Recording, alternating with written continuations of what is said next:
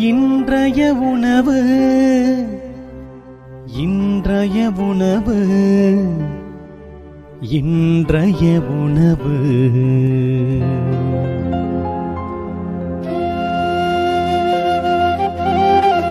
நற்செய்தி வழங்குபவர் தந்தை நிர்மல் ராஜ்.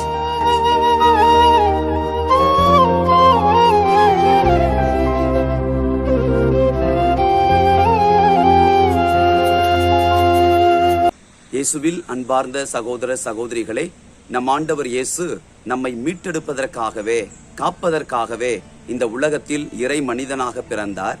சிலுவை மரணத்தை நம் சார்பாக அவர் ஏற்றுக்கொண்டார். நம்முடைய இருளான வாழ்க்கை பாதையை மாற்றி ஒளியை கொடுப்பதற்காகவே அவர் இந்த உலகத்திற்கு வந்தார்.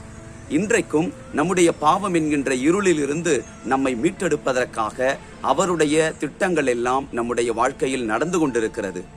அன்பிற்குரியவர்களே, நேற்றைய நற்செய்தியினுடைய தொடர்ச்சி தான் இன்றைக்கும் நமக்கு தரப்பட்டிருக்கிறது.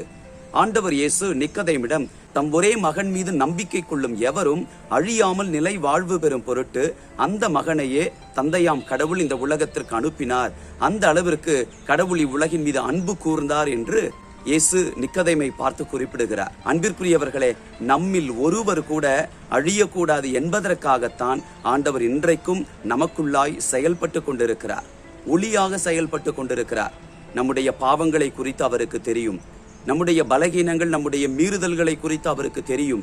ஆயினும் அவர் ஒளியாக இருக்கிற பொழுது நாம் அந்த ஒளியை பற்றி கொள்ள வேண்டும் என்று ஆண்டவர் விரும்புகிறார்.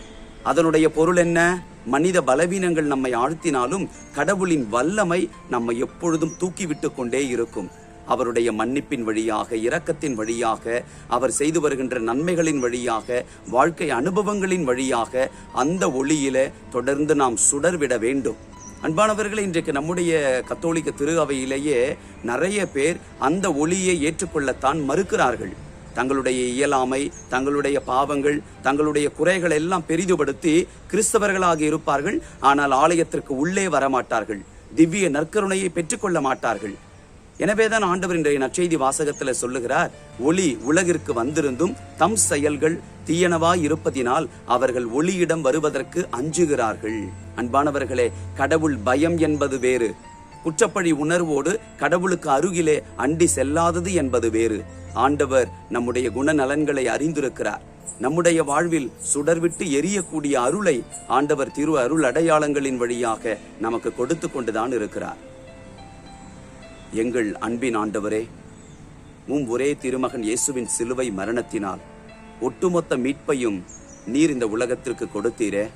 நாங்கள் ஒவ்வொருவரும் தனித்தனியாக மீட்கப்பட நீர் அருள் அடையாளங்களின் வழியாய் எங்களுக்குள்ளாய் ஊற்றியிருக்கின்ற ஆன்மீக ஒளிக்காக நன்றி கூறுகிறோம். எங்கள் வாழ்வில் உள்ள எல்லா இருளான பகுதிகளை எல்லாம் நாங்கள் விளக்கிட உம்மை நோக்கி வர எங்களுக்கு கிருபை செய்வீராக. இருளை அகற்றி ஒளியை ஏற்றுக்கொள்ள அழியாத வாழ்வாகிய விண்ணக வீட்டை நாங்கள் பற்றிக்கொள்ள செய்தருளும். இயேசுவின் நாமத்தில் ஜெபிக்கின்றோம் பிதாவே, ஆமேன்.